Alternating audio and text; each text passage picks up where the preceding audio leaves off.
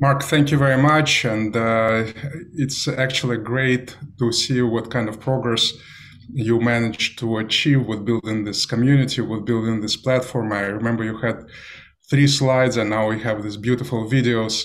What I like the most about them is that you have the best pictures of me I have. Like somehow you got the best of me. And thanks very much for introducing this particular deep dive. So, hello everyone, and welcome to our sequel of deep dives on the future of work, an intellectual pursuit, also known as the foe.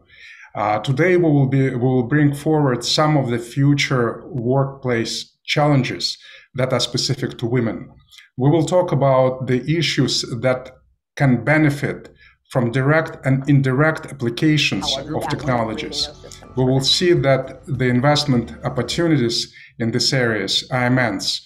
That's exactly what Mark was talking about when he was saying that inclusion doesn't mean only a social thing and a media thing, but it's actually a very good business opportunity, a set of very good business opportunities for all of us.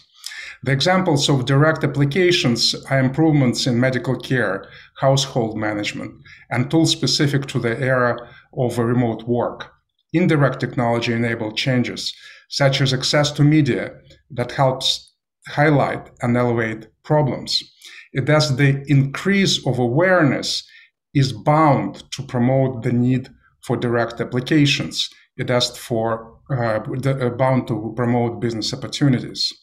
In other words, we will talk about new and old trends in different parts of the world and how investments can alleviate the bad ones and promulgate the good ones. Personally, I felt that life was not fair to women observing my mom. She had to work and carry the load for the family, while my dad was solving interesting problems at work. I came from a traditional society where men admired women before the marriage and then, in many cases, were demeaning and abusing them for the rest of their lives. My paternal grandmother supposedly wished my mom to have only sons because otherwise her mother's heart would be in eternal pain seeing the fate of her daughters. Let's face it, traditionally men view women as the opposite sex. We don't look at ourselves as well as women as two groups with different needs. The technology in many ways accentuates all the differences by providing equal access to expression through media and channeling the voices into political expression. As a result, both groups need to learn more about needs of each other. You will hear from our keynote speakers many facts that will break the stereotypes of both conservatives and liberals. It is not that we will learn it is not only that we will learn statistics and facts, but also we'll hear addressable issues and solutions.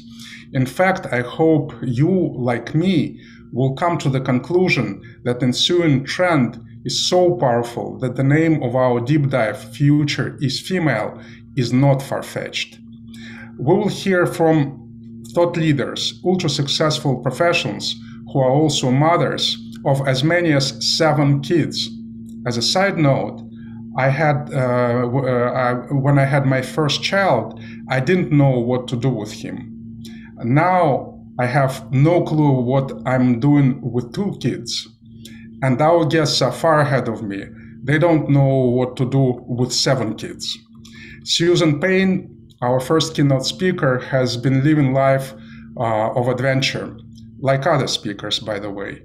She is a lawyer by training. Susan set up and ran emerging market desks for 2 bulge bracket banks, founded and ran an emerging market fund. In general, it seems that she cannot stop running. When she ran out of inspiration in banking, she started running marathons and keeps running them while running a few agricultural businesses in Africa. Even as a typical representative of Africa, she doesn't look typical. Susan will share her observations on Africa and thoughts on investment opportunities that will benefit people, especially women of Africa. The bios of other speakers are as incredible. Our second keynote speaker, Alex, will talk about the successes of women, notwithstanding all the awkward issues that still exist in the workplace. Alex is a partner in one of the largest global integrators and the winner of the Goldman Sachs Global Women Leaders Award. She will go over statistics that will show that women demonstrate the results that stand by themselves and justify the push to get them accepted in top management roles. Denise, whom we all know and greatly respect, will share her vision of a work dynamic in the future and the increased importance of women for the success of businesses. Denise is co-founder of this series of deep dives and will help the audience to stay engaged throughout the entire event by running chat. Please keep busy by participating. Gary Bells, who advises a few governments on FOA-related issues, is our fourth keynote speaker. Gary will share methodological perspective on the observations of the preceding speakers. His summary will help us better understand which issues are solvable and highlight the concepts that may help us understand the intellectual background of some ideas of OECD governments. Let's step back to the definition of the future of work. It is a loosely defined intellectual quest to predict and direct many forces of change affecting three deeply connected dimensions of an organization: work, the what, workforce, the who, and the workplace, the where. Three keynote speakers will be talking about the who, women, and what section of FOA. Denise, however, will address the where section, and so will our panel comprised of the fund managers. Our panel participants are very successful female entrepreneurs and fund managers. They will share their experiences and observations that shall give the audience a better understanding of what can be done to make the opportunities equal while considering specific needs and talents of women. In other words, we will cover all the bases of the FOA. In conclusion, I would like to thank Mark again for helping us, and with this, I invite Susan to the mic. Thank you. Good afternoon, everyone from England. I'd like to talk to you today for the next 10 minutes about investing in women-led businesses, with a particular spotlight on emerging markets where I've worked over the last 30 years, as Simon has referred. What I'd like to explore is why women remain underinvested and underrepresented despite the growing number of successful female founders and female-focused businesses around the world. Some of the data and facts may surprise you. And though there's evidence of what I would call a new normal evolving around women's roles in the workplace, I'll then wrap up by discussing some of the opportunities I see available for investment. And those are going to be largely focused in Africa, where I am currently based. Where I sit in a developed market in the UK, progress has been slow. While we're seeing increasing numbers of board seats taken by women, a subject to be covered in more detail by Alex Gren next, there are, believe it or not, equal numbers of CEOs called Peter as there are female CEOs in the FTSE 100 full stop, 6 to be exact. On a slightly more positive note, though, a number of FTSE 100 female directors has risen by 50% in the last 5 years due to certain successful initiatives in the UK. What's evident is that the numbers of women in positions of authority are increasing, though slowly. There are now 29 female heads of state globally. There are more women heads of law firms, a very few of banks. Across all sectors, really, there are increasing female numbers, including in previously male-dominated professional sports like rugby and boxing. This new normal involving the rising profile of women across multiple sectors and leading businesses, I think is supported by three things. The first is a new focus on diversity and inclusion globally, as well as on mental health, mindfulness, and well-being. The benefits and value of diversity to any collective unit, including boards, have been proven, with female representation in top management found to improve innovation, compliance, and the bottom line. Secondly, the COVID reset that has shone a brighter light on global roles, gender, and diversity. While COVID has created economic dislocation and challenges around the world, it's allowed us, actually it's forced us, to show greater empathy for others at both an individual and a national level, like frontline workers. Gender issues melt away in crises, and solutions have required the competence, innovation, and drive of diverse people working together, regardless of gender, company, culture, or country. We've seen very recently international reckonings involving global inequality, racism, and the role of women, highlighting the often unpaid, invisible work they do. And these have run alongside the Me Too movement, the social call to arms against sexual abuse and harassment. All of these issues highlight the necessity for a more inclusive future for all of us, especially for women. And finally, the vital role of female networks and initiatives, like the 30% Club in the UK to increase women on boards. Equally, one noteworthy network was 85 Broad, started by the luminary Janet Hansen, a former Goldman Sachs financier, who launched this early professional women's network in 1997 that grew to 30,000 members in 130 countries before it was sold in 2013 and renamed Elevate. I worked with Janet at Goldman and then headed the UK chapter of 85 Broads for a decade, witnessing its impact on women collaborating firsthand in those early days. Today, there are various highly successful women's networks that continue to make an impact empowering women, like 100 Women in Hedge Funds, like the My Connections mentoring program launched by General Electric in the UAE, and also Women of the Future, a network which is based in the UK and Asia Pacific and headed by another extraordinary woman named Pinky Lalani. Against this backdrop of the rise of women in developed markets and initiatives and structures that support them, this new normal is challenged in emerging markets, especially frontier emerging markets. In fact, a three-tier system has resulted separating the developed markets from the BRICS and the UAE as advanced developing markets, and finally from Africa, the frontier market. What is clear is that in emerging economies generally, female talent is underinvested and underleveraged, and the reasons are both work and family related. Women often face a triple whammy of gender, ethnicity, and cultural attitudes. Of respondents in Brazil, China, and the UAE, as you'll see here, the more developed of the emerging markets, 25 to 36% believe that women are treated unfairly in the workplace because of their gender. In India, the number is 45%. In Russia, the figure is only 19%, owing to its communist legacy. Mark, I think that slide is the wrong slide. I'm sorry. If you could go back one. Is that the... Thank you very much. That's super. That's what I'm looking for. Regarding women's income, in the best case scenario, only 42% of highly educated women earn as much as or more than their spouses. Positively, though, the tertiary education of women in the BRICS and UAE, as well as their ambition, is extremely robust, as you'll see on that slide. In India, over 80% of women aim to hold a top job, which compares with 40% in the US. 55% of university degrees are completed by women across emerging markets, very close to 58% in the US. In the more developed emerging markets, we see the ingredients to a seed to the top exist, but are often hampered by unique EM pushes and pulls.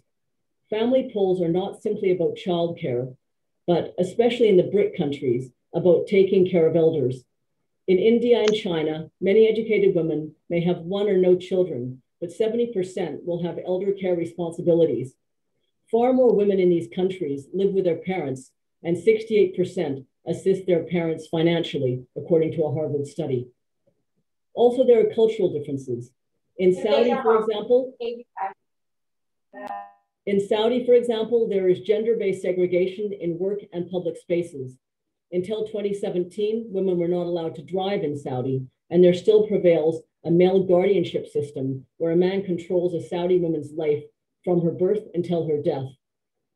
So how to locate the talented women in emerging markets? What studies show is that multinationals deeply want to harness talent in emerging economies, but do so largely through universities.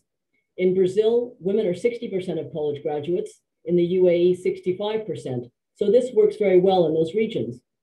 However, the advancement of women is hampered not just by elder care and gender bias, but also by travel and safety issues. Crime is rife in many emerging markets, and travel is not always easy nor welcome. Brazil has issues of kidnapping, India of eve teasing, and of rape. What happens when many females lack the opportunity to even get to university, though, where they then have no representation? This is much more common in Africa, a high growth continent with multiple opportunities, but certain obstacles and contradictions. Thanks, Mark. On the one hand, Africa is a continent of 54 countries with a larger landmass than China, India, and the USA and Europe combined, with 8 of the top 15 fastest growing economies in the world, and with demographic drivers second to none. Of its 1.2 billion population, 60% of its citizens are under 25 years old, making it the world's youngest continent, and will comprise the largest workforce in the world by 2040. Unlike many emerging markets, thank you very much, unlike in many emerging markets where university degrees are taken by more women than men, the major issues in Africa are lack of education and lack of wage-earning employment. Africa's youth is one of the greatest resources it has, yet higher education remains low and unemployment high. Africa has the highest rate of educational exclusion in the world, with 60% of children between 15 and 18 years old not in school, and girls are much more likely not to go to school than boys. Only 9% of the African population attends university at all, whereas 51% does so in Latin America and the Caribbean, and 80% in OECD countries. Shockingly, at this rate, the World Economic Forum's 2018 Global Gender Gap Index shows it will take 128 years to close the gender gap in Africa. However, there are 2 encouraging facts about the continent. First, perseverance. For a continent blighted by the world's highest maternal mortality rate, low levels of legal protection for women, and poor tertiary education, it beats all regions globally in its proportion of women entrepreneurs. It is the world's leader in female business owners. This is the key ingredient for Africa's growth, as women make up 50% of Africa's entrepreneurs, although they earn 34% less than men. Why? 2 reasons. In Africa, startups are often seen as a necessity for women and not a choice, since wage opportunities are scarce. Training is often not available, and discrimination a problem in hiring practices. This is further impacted as women carry an uneven burden of childcare, and women often operate in comparatively less profitable sectors. However, I've also found many very well-educated and ambitious African women to be highly entrepreneurial and seek to go it on their own, often using microfinance or family loans. The second surprise to you may be that Africa is a global leader, in fact, the global leader of women on boards. According to McKinsey, 25% of board members are female, compared with Europe at 23%, and the laggard Latin America at only 7%. This advance is being led by only a handful of African nations, however, South Africa, Botswana, Kenya, Uganda, and Rwanda, and in jobs where women are unlikely to lead. When we say the future is female, it is to spotlight certain facts. Women university graduates globally exceed men. Women consumers globally form a growth market larger than the markets of India and China combined. Professional women globally are ambitious, though underinvested. Combine this with the rabbit hole of opportunities on continents like Africa, for example, and there is a mass of untapped potential to be realized. Mark, can you take the slides off? That's great, thank you. That's perfect. Basically, Africa is the world's next biggest growth market, where a business revolution is currently underway, where rapid tech makes the continent fertile for innovation. I view Africa as a generational opportunity. There are over 400 companies with revenues of over $1 billion, 1.4 trillion in consumer spending, soon to be 2.1 billion in consumer spending, which is already more than India. This really is a call to entrepreneurs and to organizations seeking expansion opportunities across the board in emerging markets, with a focus on the many entrepreneurs on the continent, many female entrepreneurs on the continent. My particular focus is food and agriculture, infrastructure, and food delivery systems. And I'm interested in food security. The agri-sector in Africa provides the main source of livelihood for 60% of the population in Africa and up to 80% in many African countries like Zambia. Also, investment in food and agriculture has a larger impact on the alleviation of poverty than in any other sector, and the opportunities are vast because Africa imports $40 billion of food each year and yet has the land, labor, and climate to be entirely self-sufficient and an exporter. At Holistic, we're currently raising capital for various projects in plant protein, renewables, CBD, hemp, and others. But we're also advisors in emerging markets generally and happy to work with any investors to identify the best in class in any business sector. While the tide is changing in developed markets, I hope that the new normal globally might encourage some of you to contemplate investment opportunities among the various female-led businesses in emerging economies that will, possibly sooner than you think, compete very favorably with the developed markets. Thank you.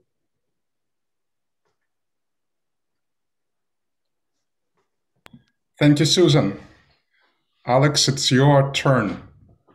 Susan, it was brilliant, very interesting. Thank you, Susan. Great. Hello, everybody. Can you hear me okay? Yes. Yep. Perfect. Okay. I'm Alex Gren. Hello to everybody. Thank you so much for having me, Mark, Simon, and Denise. Lovely to be here and to share with you some statistics on where we are in terms of board diversity and participation of women in VC funding. I'll aim to show you how addressing the gender gap that Stephen has referred to at the beginning in business could unlock up to $28 trillion in global GDP, as per recent numbers from McKinsey. We can move forward. So women make up 50% of the world population. As referenced by many business leaders over the years, it is remarkable that many societies, the more progressive ones, as well as those more traditional, would continue to ignore economic facts around the continued untapped opportunities for their country's GDPs and for the wealth and the well-being of their own people by holding women back. Women have always been crucial to social and economic progress. They have been called upon at times of crises over the centuries as well as now. In the last 18 months, we've all been reminded by those keeping count how well countries managed by women have responded to the COVID-19 pandemic, reducing its impact on the country's economies as well as the lives of the people. Historic examples abound as well. The picture of the bottom right-hand side of this slide is iconic. It was taken in 1927, and it shows some of the world's most respected scientists of those times, including Einstein. What makes this picture particularly significant is that there's only one woman in the group, Marie Curie, born Maria Skłodowska in 1867 in Poland. She was determined to become a scientist at a time when women in the Western world couldn't vote, often couldn't own property, women in general were not being educated, and whilst her native country of Poland didn't exist on the map as it was occupied. Yet, Maria didn't let any of those small details stop her. For a long time, she was the only person, woman or man, to have been awarded the Nobel Prize twice in two fields, chemistry in 1903 and physics in 1911. In fact, she helped millions of men. How? When World War I broke out in Europe in 2014, Maria saw a way to apply her expertise to save lives of the wounded soldiers. She took her electromagnetic radiation X-ray machines and helped doctors identify bullets and shrapnel embedded in the soldiers' bodies and remove them. She was a trailblazer, and she inspired a lot of women over the last century and today, and girls to become scientists. So as the brand advertising campaign from Adidas goes, impossible is nothing, not even the prospect of future being female. Let's go to the next slide. There's a long history of examples of women determination to get their seat at the table, and many success stories of global businesses being built and run by women leaders. In the last 20 years, the private sector has stepped up its focus on investing in women and has committed hundreds of millions of funding to the cause.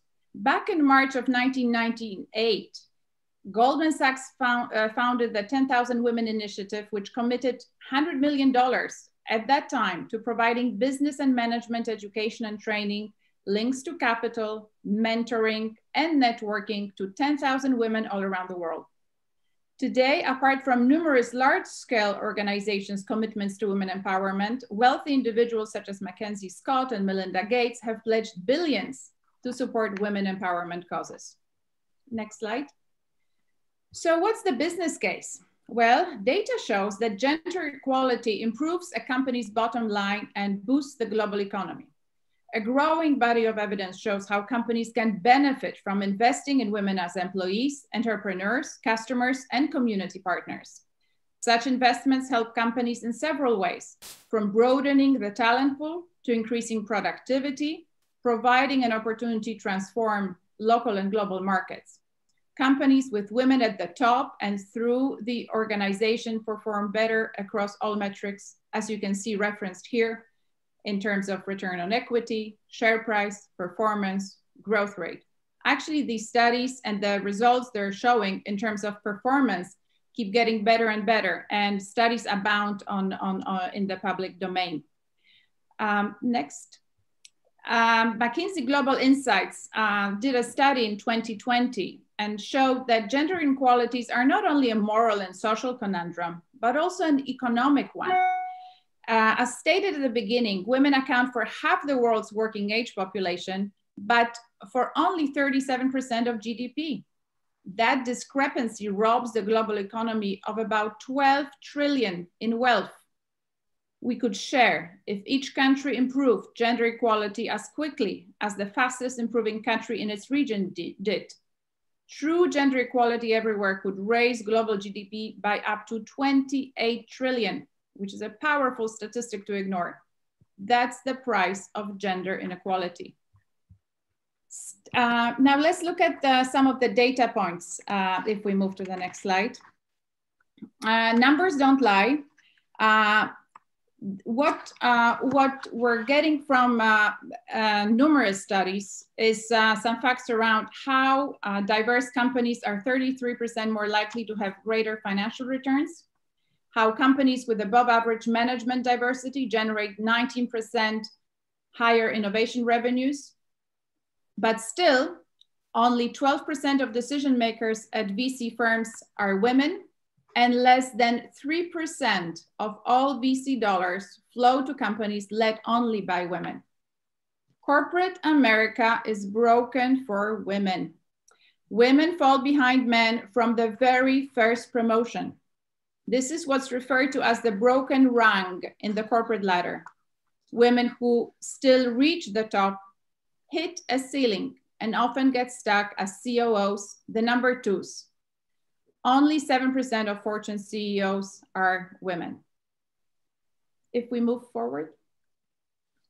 The best way to fix this isn't to blame or to exclude men who are in charge and can be powerful allies, but we can also help them understand their unconscious biases, which could be their blind spots. Also, when it comes to improving performance of their assets. So when it comes to the missed opportunities, a recent study performed by IBM showed that actually the pandemic, which hit us so hard over the last 18 months, have turned back the clock for women. We're actually doing worse. Whole societies and economies, millions of men and women suffered, but women and minorities especially have been hit the hardest. If Elon Musk had already figured out for some of us to live on Mars by now, we might be lured into thinking that this is not our problem. Although he is highly confident that SpaceX will land humans on Mars by 2026. However, people with some appreciation for history and the fact that no country is immune from the "this cannot happen here" situation recognize that social and economic stability are key to everybody's long-term well-being and peaceful future of each country. Enabling glaring disparities to thrive and deepen can only push the losing side of the trade to radical moves. That's why the time to act is now. The ambivalence that's on the rise has already been referenced by Stephen and Susan and other speakers.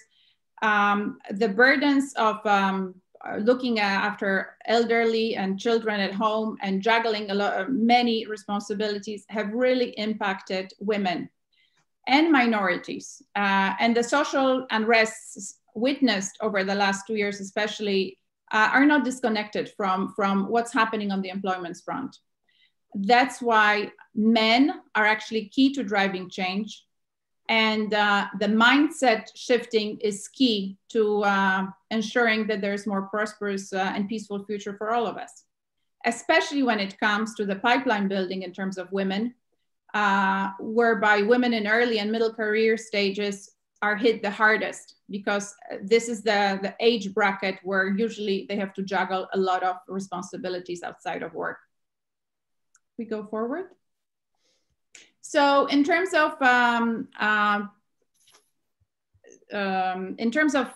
funding onto corporate boards, there's still a lot to be done in bringing more women into executive and non-executive boards.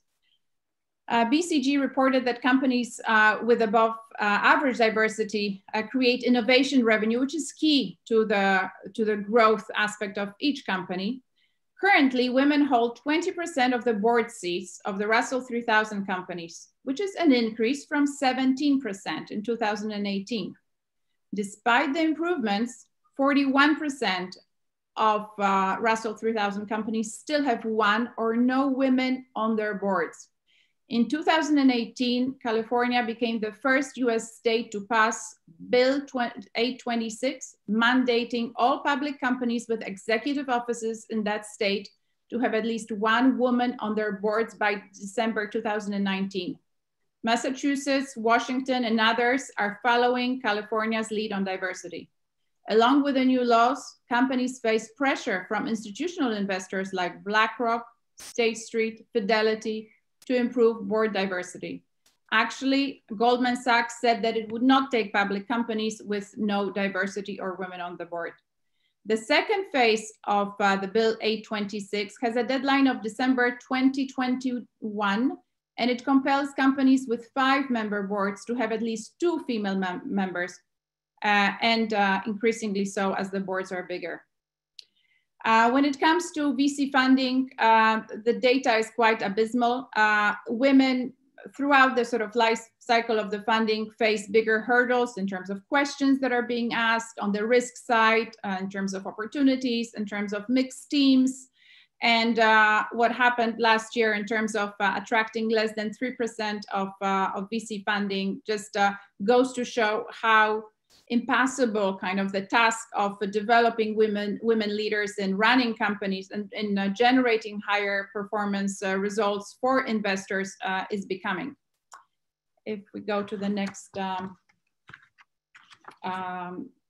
slide, yes, there's another data point around a BCG study which showed that startups funded and co-funded by women garner less in investments but generate more revenue. So it's quite amazing to see these stats, and yet it's amazing to see that people are not realizing the opportunity, the money left on the table, and are unable to change their mindsets, biases, and the fact that there's so many blind spots which are precluding people from actually generating more wealth only because of their cultural kind of boundaries in their own heads. If we go further. So in terms of first movers, there are companies that are already doing a lot, and those institutional investors I had referenced are really at the forefront, and they're kind of making the market in terms of driving the change for women. Again, I referenced a number of studies and they abound, but greater representation of women translates into reported 61% higher revenue growth and 54% increase in creativity and innovation. Again, this is a data point that comes from the recent IBM report. So if you want to make investments in leaps and not in increments, drive change. Become change agents, not only for your daughters and for your wives, partners, friends, but really for your communities, for the countries you live in, for the economy. So treat gender equity and the representation of more women in business as if your survival or your assets performance survival depended on it. If you can make more, an increased 20 or 30% return on your assets, why wouldn't you ask hard questions of your boards, of the companies you've invested in, on the companies you're working with as partners? Define and track goals, drive accountability, and not just statements. Remember that it's not, if you want to change the world, it's not by your opinion, but by your action, as I heard a wise person say. So, so remember that change starts with us and not with the outside world. Focus on the middle to build pipeline, anywhere you are actually, also in terms of your investments. Something that doesn't sometimes look like the sort of person or the investment to follow, others might poach very quickly. And that's how a lot of hiring happens with women. It's actually not so easy for them to climb the corporate ladder in their own companies. And very often they're actually poached by competition because they're realizing that they're just not being heard. And define and track those inclusive environment metrics, meaning how conducive is the environment for women to actually, or for younger women to actually develop and work within those companies. Next, and then some just examples to leave you with some amazing women, especially Kathy Murphy and Abigail Johnson on the Bloomberg front page. I was a mentee, job shadowed Kathy Murphy and got to know Fidelity quite well. Kathy Murphy is the president of Fidelity Personal Investing and will be retiring this year after 12 years of an amazing run where she grew Fidelity's primary being B2B financial company to one with nearly 4 trillion direct to consumer business. She grew the business fourfold. And Abby Johnson, obviously the chair and the granddaughter of the founder. So there are many examples of amazing women around you. Some of them are already at a C-suite. Others are just coming up in the pipeline. Take a moment to look around. Take a moment to actually be the one who spots that opportunity around you, because opportunities are everywhere, but you need to be able to find them. Thank you. Alex, thank you so much. Very inspiring, really. And statistics, and I wouldn't say that statistics was ever more inspiring to me than today. Thank you. And now, Denise, is your turn. I will take up your task on the chat for now. Oh, okay, go for it. Excellent presentation so far. Susan, I really appreciated the global aspect. That was kind of new news for me. And I think just having that idea of what's happening differently in other parts of the world provides a degree of context to this conversation that is really, really valuable. And Alex, your stats and your points here are just so valid. Like just we are literally leaving money on the table by not addressing this issue in a more material way. So I love the instructions as well of what people can do in their day-to-day decision-making to address this. So while Simon is taking over and moderating the chat, I have a couple of slides that I want to run through you. And I want to just give you a little bit of perspective on how I'm coming at this conversation. So I'm a workplace futurist and founder at Sway Workplace. So I come from a different side of the conversation. What we're doing at Sway is building a platform that allows managers to build more engaged and connected teams in a hybrid workplace by combining training, coaching, and community. And we do this because we fundamentally believe in two things. We believe that the future of work is flexible work, and we believe that the future is female. The future of work is code for an unprecedented degree of change in how we approach work. We see this as an opportunity to systematically equalize the playing field through our collective actions and by co-creating the future that we want to live in. Next slide, Mark. And by the way, Denise, do you want to take over, or do you want me to? No, you can go for it. No problem. All right, sorry. This is not my forte, but go. Okay. So my contribution to the conversation is more about how do we uncover the why of the situation and of the matter. So we've seen the presentation so far, and that the data is really crystal clear, that having a strong and active female workforce at companies in senior leadership positions, on boards, funding, starting, and running disruptive companies just makes better business sense. And it seems to me like it's an extraordinary opportunity to be able to solve what is an emotional, social, community, and moral issue, whilst improving the probabilities of making more money than if you had not. So what I am stuck on is the why can't we get there when all of this makes sense?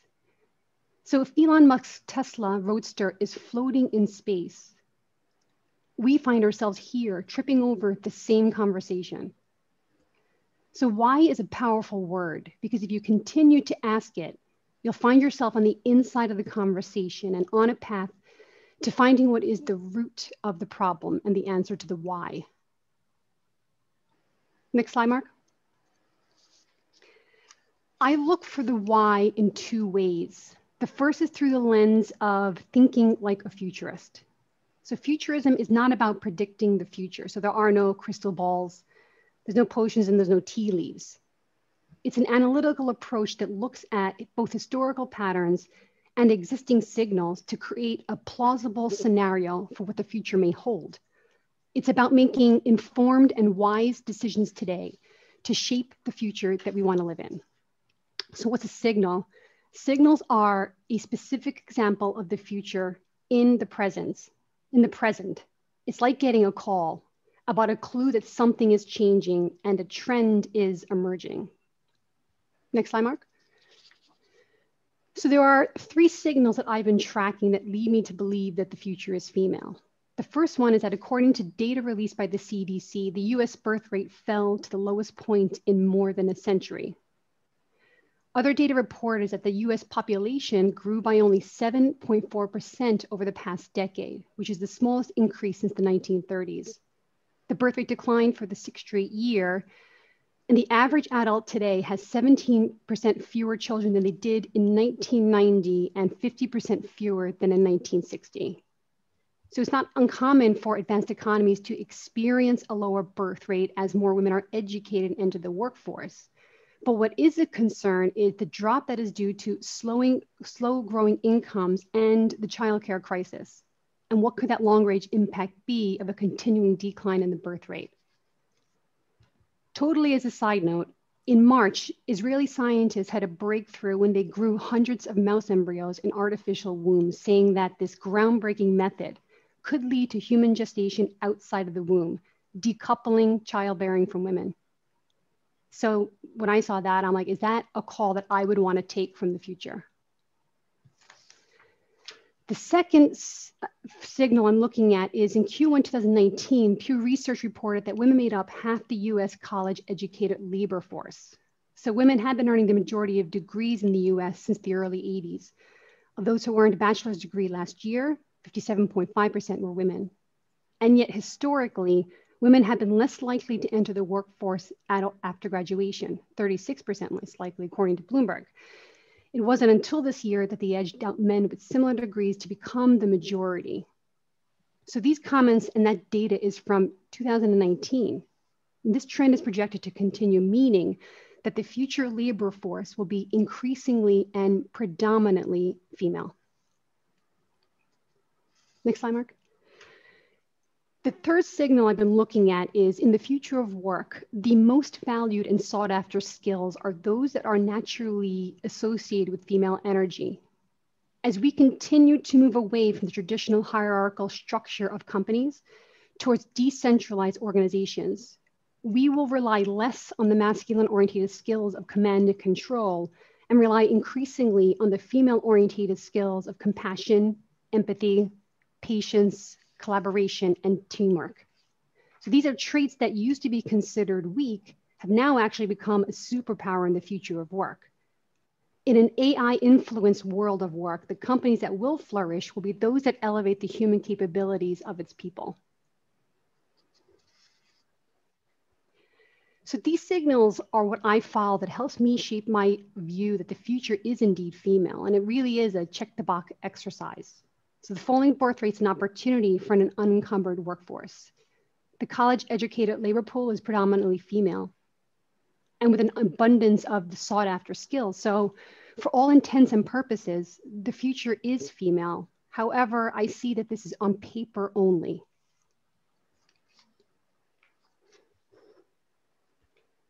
The second way I look for the why is through the lens of systems thinking.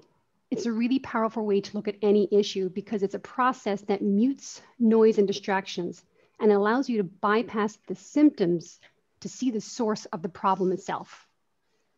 As Deming wisely quotes, if you want to change how people behave, change the system.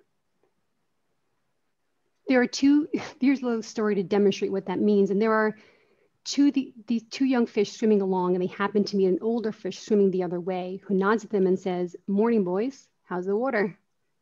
And the two young fish swim on for a bit, and then eventually one of them looks over at the other and says, "What the hell is water?"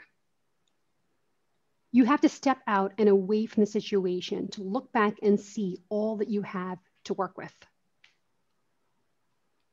Next slide, Mark. I think that we can all agree that we don't have a supply issue. The ambitious and highly educated female labor pool continues to grow. And I don't think that we have a demand issue. I mean, diversity and inclusion initiatives are very widely embraced and the economics are better. What we have is a pipeline issue. This is what's been referred to earlier, and this is what McKinsey calls the broken rung. Next slide, Mark. The biggest obstacle women face is that very first step up to management. It's a structural flaw in the system of work that causes women to drop out or step back in the labor force right at this point. This creates an imbalance with men holding 62% of manager level positions and women just 38%. So even as hiring and promotion rates improve for women at senior levels, women as a whole can never really catch up, because there are simply too few women to advance. Last slide, Mark. So we need to work harder and dig deeper to implement systemic change. As Janet Yellen discussed this week as part of the explanation of the anemic jobs report, nearly 2 million have not yet returned. The challenge before us is to help these 2 million women return to the labor market.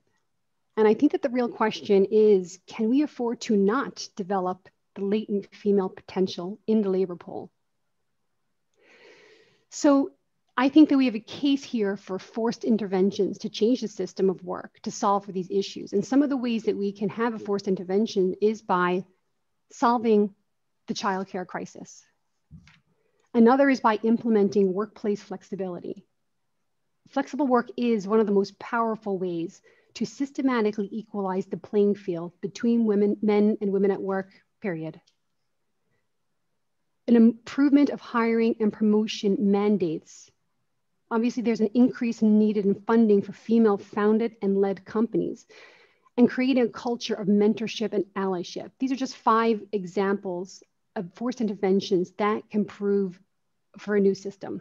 So what is your call to action?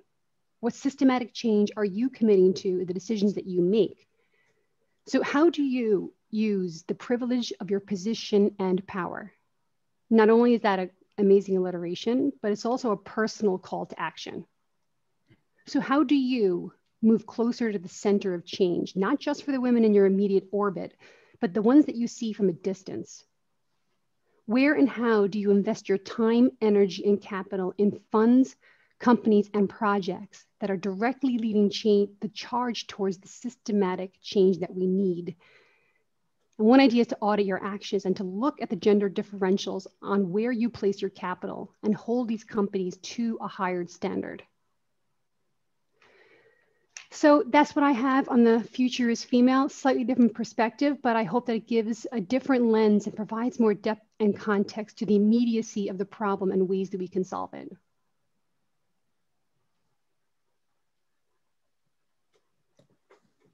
Thank you very much, Denise. Thank you for your perspective. As always, very refreshing, and you're providing a different framework, as you said, the futuristic framework to our issues. And Gary, you are the next, and you had 3 brilliant speakers.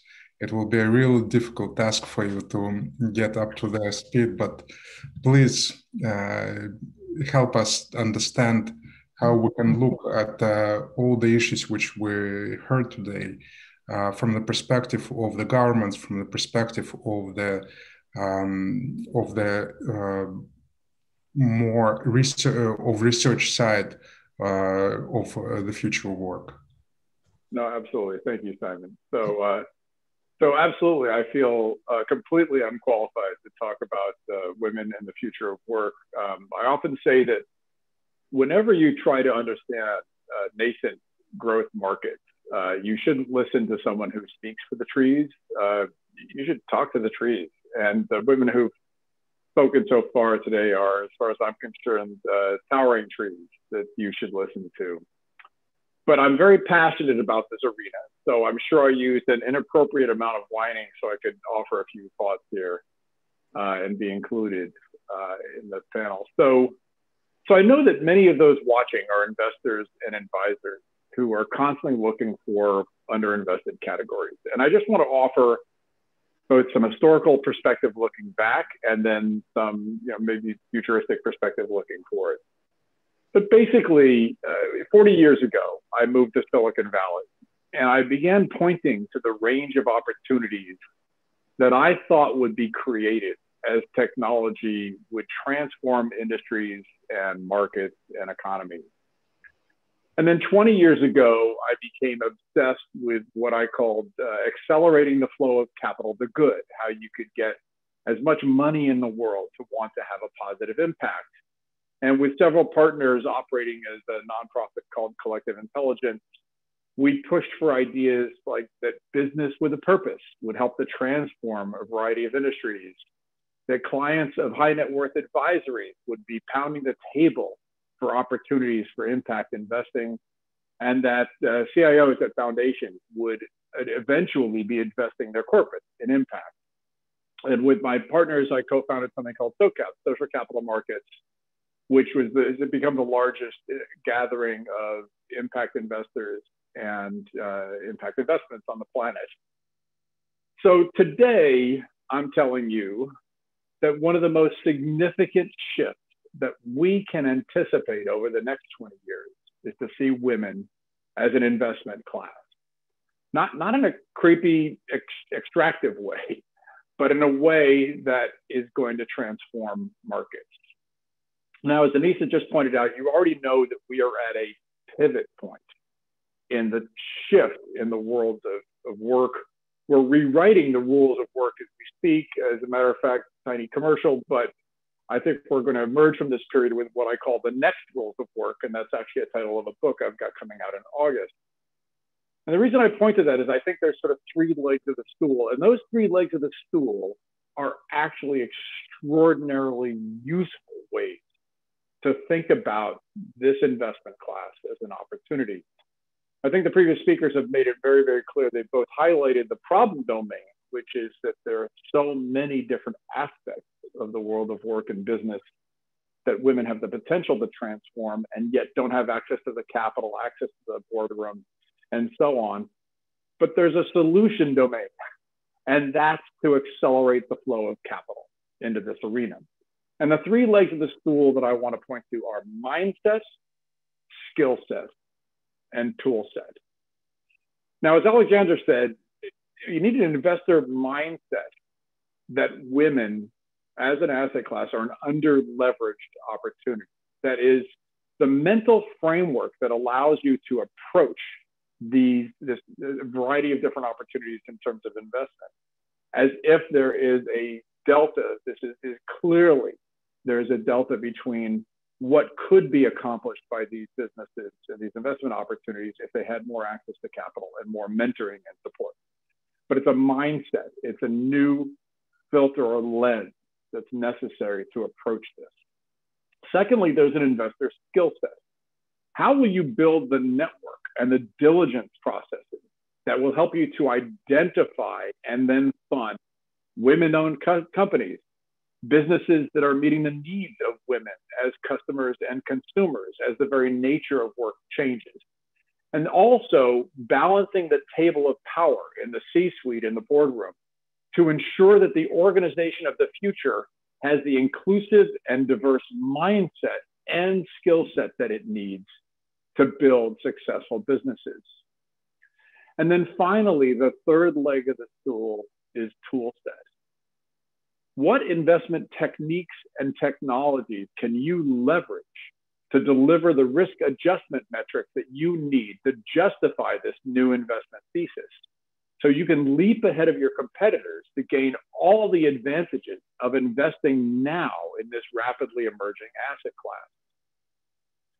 So what I'm suggesting is you take the long view. There's all sorts of near-term opportunities to very tactically and rapidly start focusing on this as an asset class, but take the long view. If you look back 40 years, you don't need me to convince you now to invest in technology. Pretty soon, you won't need anyone to convince you to invest in impact. I look forward to the day when investing with a gender lens will no longer be an issue. Nobody's going to have to convince anybody that supporting women in business and women as the future of work is simply sound investment strategy. But we're a long way from that today. So my 3 suggestions for you: expand your mindset to include the fact that women are the future of work and business. Develop the skill set to identify those investments and increase the flow of capital to this arena, and leverage the tool set that will help you to reap the benefits of investing in women as the future of work. Thanks a lot. Gary, thank you very much for your passion and for your wisdom. To summarize this section of our deep dive, I would just want to say that all of us probably experience the situation that everybody is talking about the issues, everybody organizes book clubs, but very few people undertake any actions. And our today's deep panel is this call to action, not in the sense that let's do something, but in the sense of very specific objective. Let's identify the businesses and business opportunities which can benefit from our input, from our investments. Let's share them, and let's put at least a little bit of our money in the causes which can help these trends to accelerate, and maybe help young women to get more comfortable in the workplace, in the leadership positions. And it can be, we probably need mentors, both men and women, who will try to help them, not only with money, but also with our experience, with our connections. And let's be active. Let's have the next panel where we will bring our favorite startups, which will demonstrate their ability to solve this issue. And then we will actually be different from those who just talk. And hopefully the talk is cheap, but investments will be profitable. And with this, I'm giving the mic back to Denise. Denise, please start the panel. Thank you. Sure. So we can have an interlude here, some Q&A, or we can go directly to our last few speakers. Simon, do you have a preference? Denise, my preference is to satisfy the needs of the audience. Okay. If people feel comfortable listen to more information, that's great. If people feel that we have to discuss some issues, it's great again. Okay. The more engagement we have, the better it is. Okay, then how about this? Let's go to our last few speakers, and there's some really excellent questions coming through in the chat that we can address towards the end, so we'll reserve some time for that. I hope you all enjoyed the keynote speakers and all the thoughts that we had, and it gave a real good illumination of the multidimensional aspect that is the potential for the future's female women at work. I'm really excited to introduce you to our next two panelists. Heather Henyon is a founding partner in Mindshift Capital, and she is actively investing globally in female-led companies. So when we talk about the fact that there's a lot of money left on the table, not in her firm, and I'm very interested for you to hear her perspective on how she sees the issue and the topic. And then we'll be very closely followed by Valerie for her perspective on the same issue. So Heather, if you would like to take it away from here. And I just want to point out, it's ironic or elegant that they're both in Dubai. the leaders of gender across the world, right? In Dubai. So not what one would expect, I don't think. So thank you, Denise, and thank you to the whole group for having me here today. I'm actually can I share my screen directly, Mark? Go for it.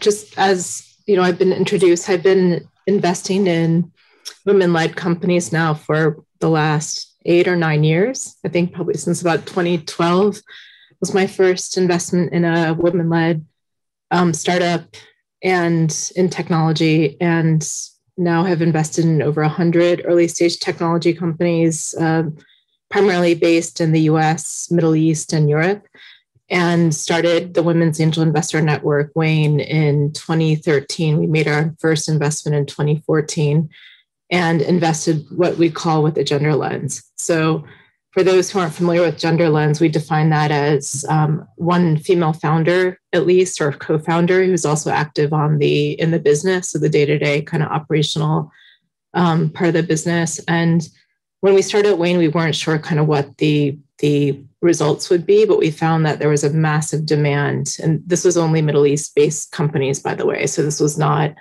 a global mandate at the time.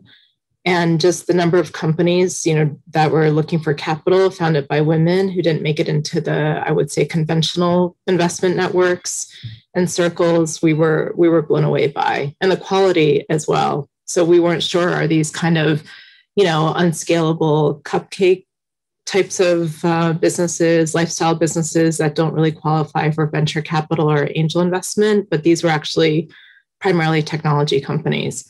So that was my, I'd say, entree into gender lens investing. And since then, I became involved with a number of other groups. And over again, these are mainly angel groups. I saw the same challenge that was described earlier. So a lot of these female founders could raise money at seed, but getting the next round of capital in from institutions was very challenging for them. And so that really was part of my motivation in setting up Mindshift Capital. So Mindshift is a global venture fund. We invest in early stage women-led tech companies. We do have, I would say, strong networks in the Middle East and US because of our Dubai-based presence and our team. We have invested in one company in Singapore. So I'll describe more about the portfolio and some of the kinds of companies that we're seeing. Our team is women-led. So primarily we've got one guy on the team. So he's our token partner. But otherwise, we're women-led because we also believe that we can relate more to the female founders who we're backing. So a bunch of us have been investing together for a number of years in various angel groups and came together to set up Mindshift. So while we're focused on gender, our fund thesis is also quite strong. We did our first close in February 2020, right before COVID. The sectors that we focus on are food tech, fintech, ed tech, health and wellness tech. And, obviously we didn't predict COVID, but those were all the sectors that were accelerated by COVID and by the pandemic. And, part of this is because we see these different shifts occurring across the world. So obviously one is related to gender, but then also for example, the shift we see in food. There's a massive shift towards veganism, clean eating, healthy wellness focus that we see pervasive in different markets. So not just in the US, but for example, in Dubai, we see the shift occurring over the last 5 years, I would say. And that was part of why we decided to focus on these sectors. These are also the sectors where we see more female founders. And so again, we don't believe that there's a pipeline problem. We're actually inundated by deal flow and would love to back more of these women. We struggle with raising capital, just like founders of startups do.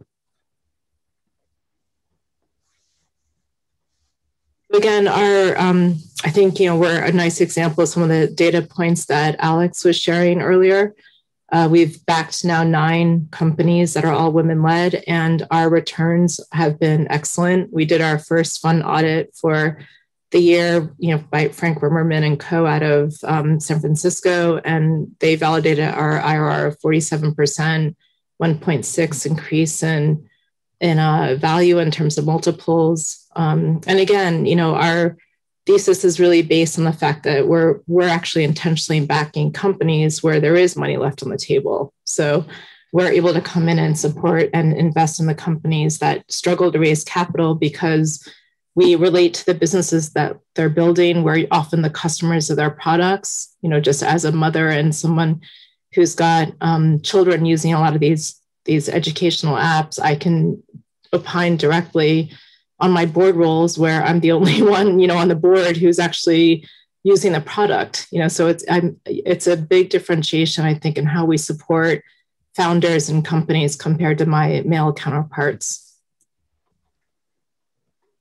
This is our portfolio, so I won't spend a lot of time going through this, but just wanted to highlight a couple that I think are really interesting and really doing revolutionary things.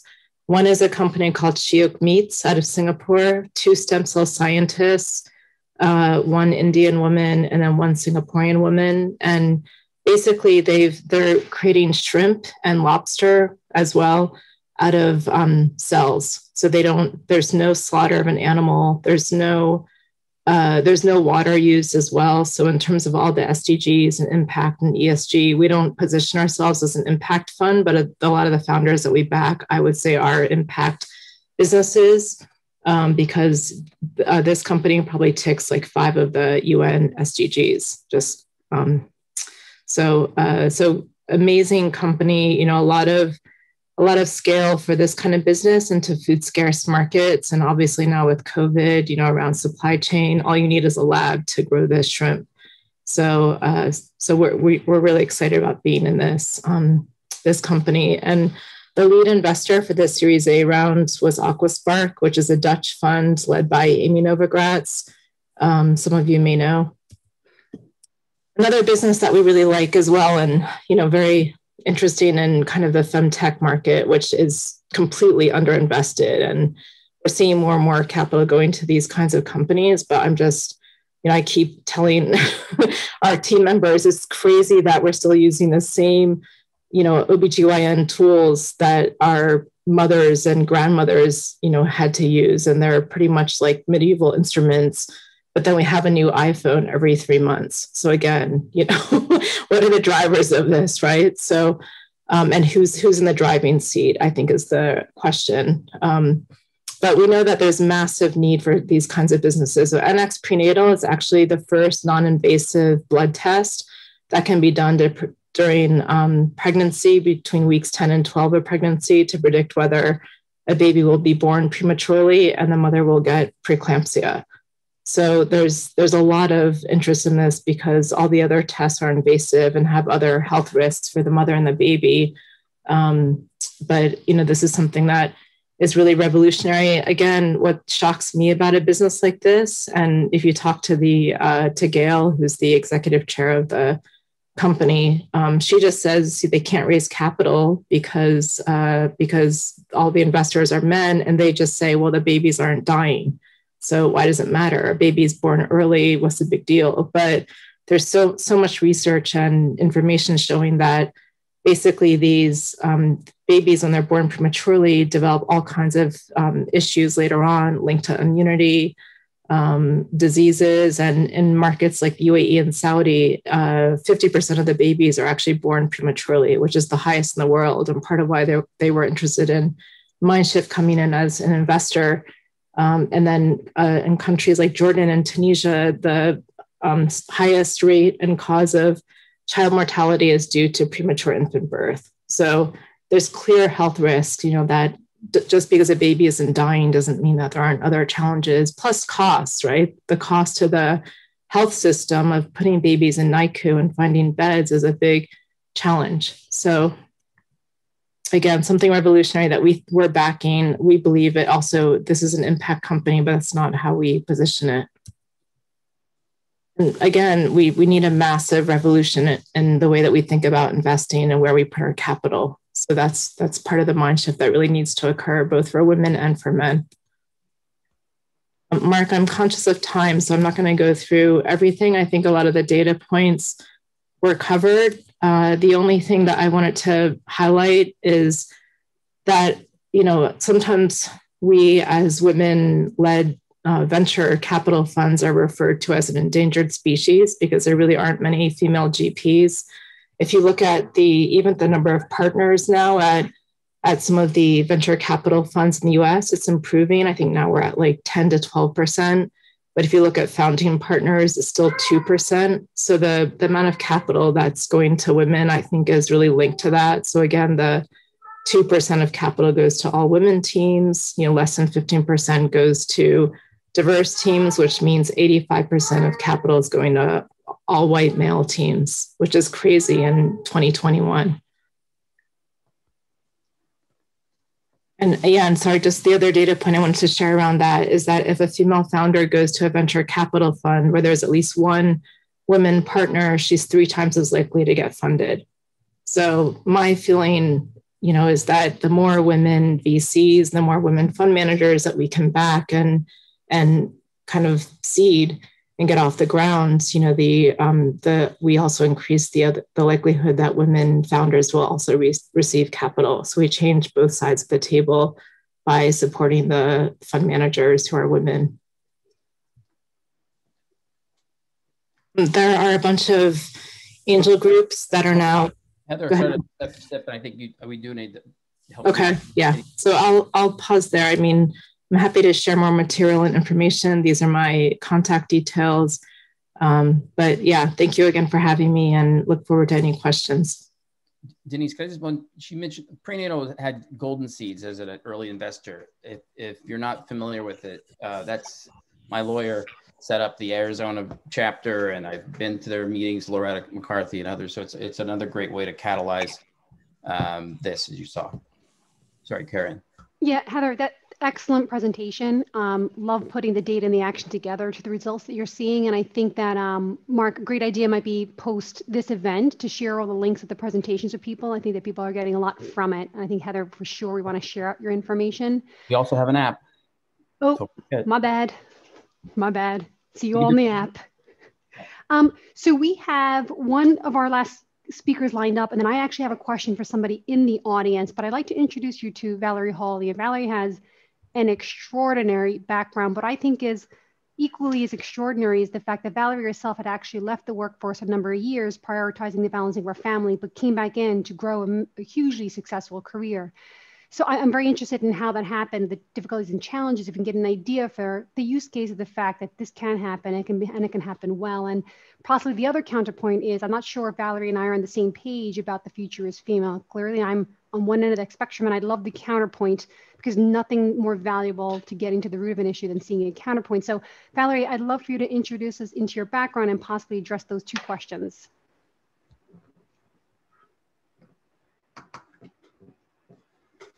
You're on mute there. Yeah, sorry. Thank you, Denise, for this introduction, and thank you to all of you to have me. I'm probably a good use case of all what has been said so far, as many of us. But yes, I'm educated. I left education quite late, and then went into the workforce. And I was actually at KPMG. Manager at the manager level, and had my children quite late because I wanted to be financially independent, because women needed to have their independence and needed to have some ambition and a strong professional path. And I left KPMG to actually raise my children, because I think that was very, very important to me. I didn't want to leave that to anybody else, because at the end of the day, I think that women are biologically programmed for the survival of the species. They are programmed to transmit. And that's what I wanted to do. And even if I was really ambitious and career oriented, I decided that I was going to do that, and thought that it would be easy to go back to the professional life. Unfortunately, that was actually very difficult. I think it came from two facts. The first thing is that I have always been, I have a scientific background. I've always been in a very male environment. Working in the automotive industry, in the management consulting, where very few women were employed at the time. And I think we grow with less self-confidence than our counterpart male. And so it was a problem of perhaps me lacking some self-confidence and thinking that I needed to prove myself. I needed to demonstrate quite a lot of skills. And basically, after 5 years of raising my children, and I went back at the bottom of the ladder. I started being a teaching assistant in a school here in Dubai, and had different jobs where I found always that I was completely overqualified and not satisfied with the level of responsibility I was given, and basically being completely bored. So I, in a way, decided to build my own company and started to be an entrepreneur. And I think that's also this difficulty to go back into the workforce that pushed me of being an entrepreneur and demonstrating my talent and making sure that I had the space to be who I was and to raise as I wanted. And it was quite a lot of, so I had to retrain. I then was not such a successful entrepreneur, so I went back to HEC in Paris and to look out for sectors that was going to be the sectors of the future, and retrain in innovation and entrepreneurship, and then managed to slowly go back onto the ladder of work. But it was very difficult, definitely.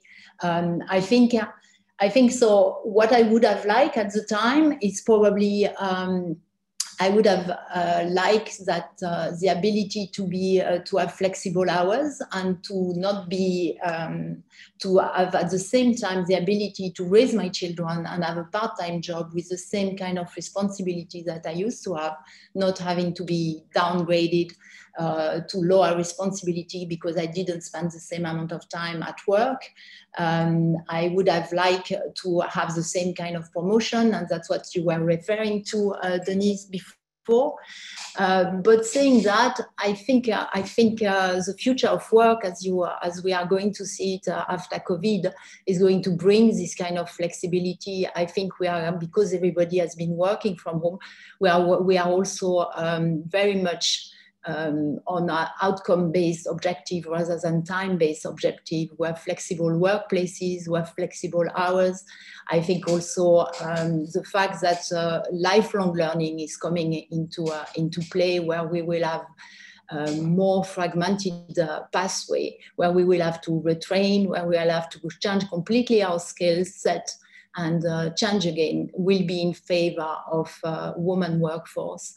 And I think that will be, the other side of it is obviously that the roles of, we have so many roles and so many expectations that are attached to our different roles. We are a mother, we are a wife, we are a partner, we are a friend. We also need to take care of our self-development. So all these expectations are putting a lot of pressure. But I think more and more male are also sharing the chores. They are sharing this role, some of these roles, and by sharing all that, I think we can be sure that the woman will have a better future than perhaps our generation. I mean, when I look at my daughters, they are very assertive. I have pushed them, but I think I have pushed them to learn science and to be in STEM. And I think, but they have grown with a very strong sense of self. And I think that's great. I think what here in the Middle East, we see a lot of women that are very confident. I mean, that's the slide that I think Alex showed, 90, or perhaps Susan shows that 92% of the Emirati women are very ambitious because they have jumped on the education. They have been the first one to be wanting to be educated. And they are very well respected in the workplace. They are very well, they are very empowered.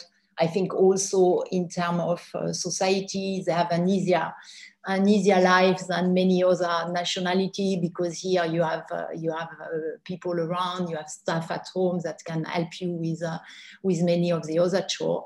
But I think this gender equality is actually coming through in the education system, in the way that we are, in the way we are educating our children and how assertive they are coming.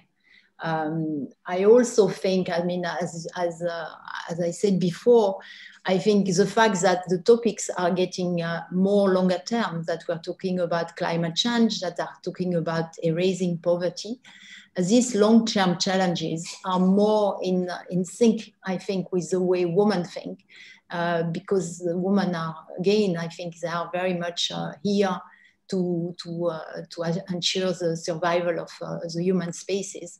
And they have a much longer term vision than compared to more immediate considerations that men can have. And we have seen companies with very short term KPIs, the managers being evaluated on a quarterly basis. And I think this is changing. I think when the industrial revolution needed physical strength, so they needed the male strength. I think we don't need that anymore. It's more the power of the brain, and I think the STEM education and the women have a big role to play. And you can see it in biotech, in healthcare, as Eva was saying. I think you see more and more women funding companies and to solve problems related to women, but also to bigger issues. Ellie, that's fantastic. Very, very much appreciate your perspective on that. Really valuable putting all these conversations together. We're going to move just a little ahead here onto some Q&A because we are almost at time. And actually, before we do... Denise, sorry, I just have one thing to say, because I mean, it was a lot about the subject of not many female as a GP in the VC industry. So I'm part of a fund, a global fund that has 40 partners, and 20% of us are actually women. So we don't always find the right companies that have women to invest in, but at least we are pushing for that, definitely. Awesome. Thanks, Valerie. I got a couple of very good questions in the Q&A here that I want to address. If folks can hang on for an extra couple of minutes. Before we get to the actual Q&A, I do actually have a question for somebody that sits in our audience. Lisa, I know that you've had some real life experience of fundraising, and you are an owner of a co-working company in the city, and you've been through this process yourself. So this is now not theoretical, this is actual real life use case. I'd love if you have a couple of thoughts and comments on what it has been, your experience has been fundraising to fill the pipeline the very one we just discussed. Well, thank you, Denise, for bringing me to the stage, so to speak. Really appreciate this talk. I think just in and of itself, the fact that we're devoting time, thank you to all of the men who've shown up, for this panel, because otherwise we're women sort of talking into a vacuum, to ourselves here, I think, in the world. And so I think for me, I am the CEO and co-founder with two male co-founders, one who was with me at WeWork in the very beginning. I opened their first 2 locations. I've been CEO of the company for 6 years. And we've raised about $10 million. I absolutely spearheaded that effort. I have been almost exclusively surrounded by men, I would say, at the highest level, at negotiating leases, 10 men at the table and myself. It's been a really eye-opening experience, really, for me as a founder and owner. And so it's why I put into the comments here, I think that I'm a positive, optimistic, relentlessly resilient person, I think, by nature, and thanks, Mom, my upbringing. But I think that, so I give people the benefit of the doubt. And I think that men, and it's what I put into the comments here, it really starts with the education. I think, just again, coming onto this panel and recognizing that there are blind spots, where men asking themselves, I think, day in and day out, where can I intentionally be cause in the matter of listening to this woman more, providing an opportunity for a woman to rise. I mean, I think just on a very basic level is where it starts. And so, I could talk for a half hour on this. I do think it's with women also. I did have a recent experience, with a woman who I thought I could trust and then undermined me also. So I'm now cognizant of the fact that it's not always gender, sort of some of the bias, that are out there also. But I do think that just men in particular who are in power, being allies and advocates is really where it starts. So just an acknowledgement to all the men who've come, into the discussion here today. Lisa, that's all. Thank you for your contribution there. And look, I agree with you. The only way you're going to solve for any form of a challenge at women at work is by having a non-gendered conversation. Otherwise, the conversation is circular and goes back into the system that just caused the difficulties to begin with. So on that point, major shout out to Mark and Simon for embracing this topic. I have a really good feeling that this is not going to be the last of the conversation. So I wanted to get to a couple of questions. There's a lot of questions in there. We're not going to get to all of them. Perhaps we'll use the ones we don't get to tee up the next conversation. But Heather, I have a question for you that came in. Clearly we need more women investors to tackle the problem, but women face the compound challenge of access and investing when raising first-time funds. What advice can you offer to women first-time fund managers entering the VC space? Yeah, no, it's a great question, and it's a problem that we've also faced as well. So I think I don't have a good answer for that. I think just be prepared for it to take a while.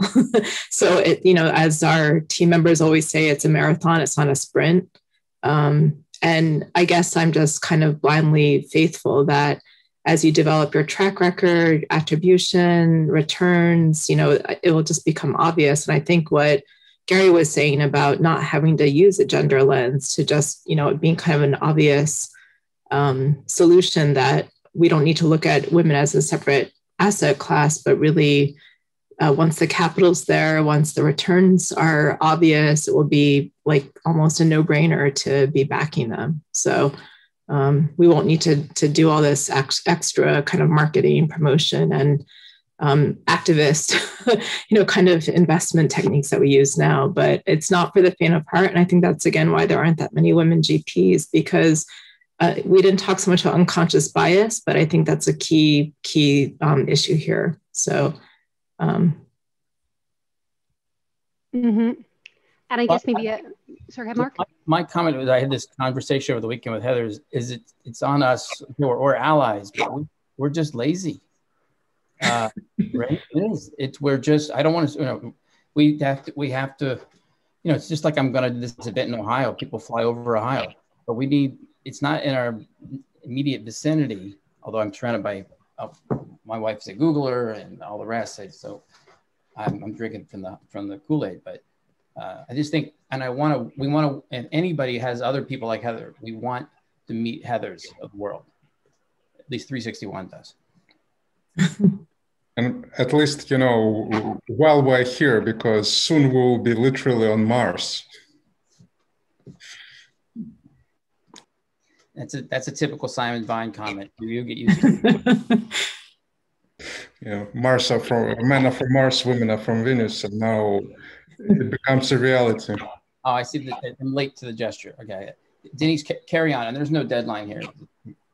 All right, so one other kind of related question we have is, how can you promote exits for women-funded companies and founded companies? With such a value opportunity to buy lower, seeking out women-led companies, there also needs to be more opportunities to exit and generate return.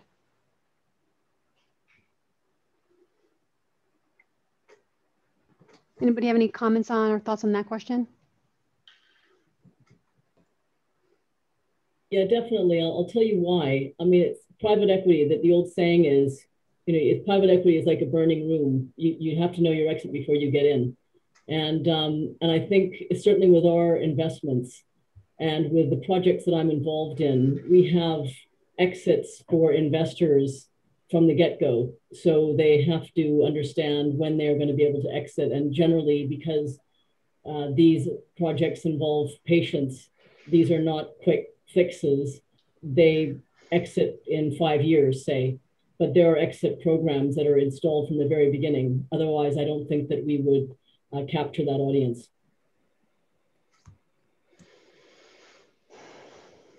Thanks, Susan. And actually, a question that came in earlier in the chat, way earlier in the chat for you, was a question on the stats that you presented on Africa and a reconciliation between, which I thought was surprising, that Africa leads in representation of females on boards, yet has quite a low VC rate comparable to the US. How do you reconcile both of those trends, or is there a way to do that?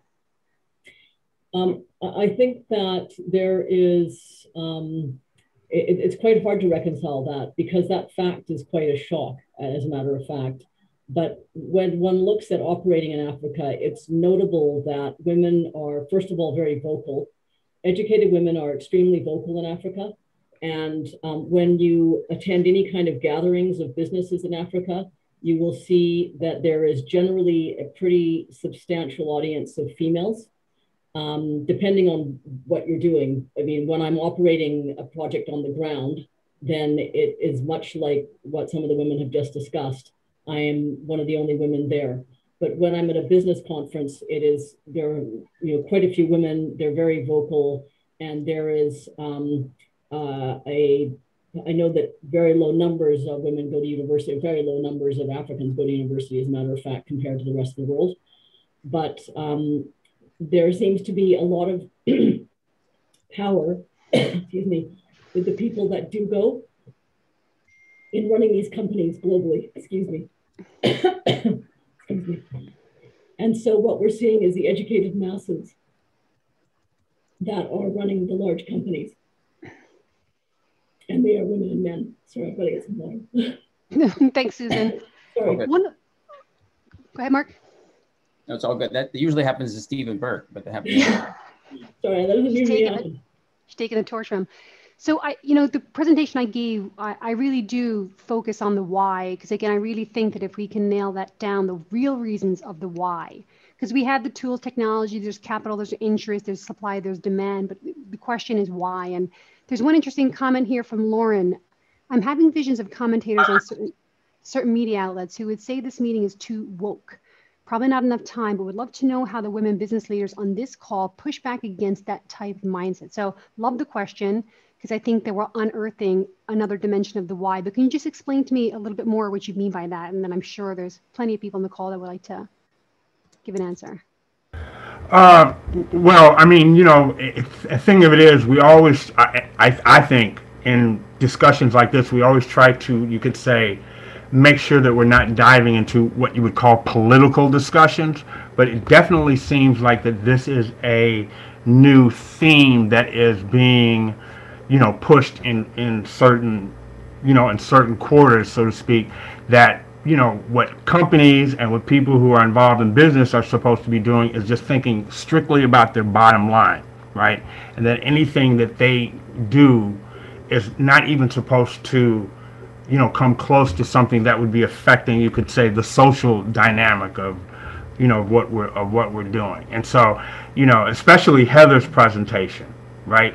I could definitely see, and they've used this, they've seized on this word woke, which is, I guess, a millennial term, right?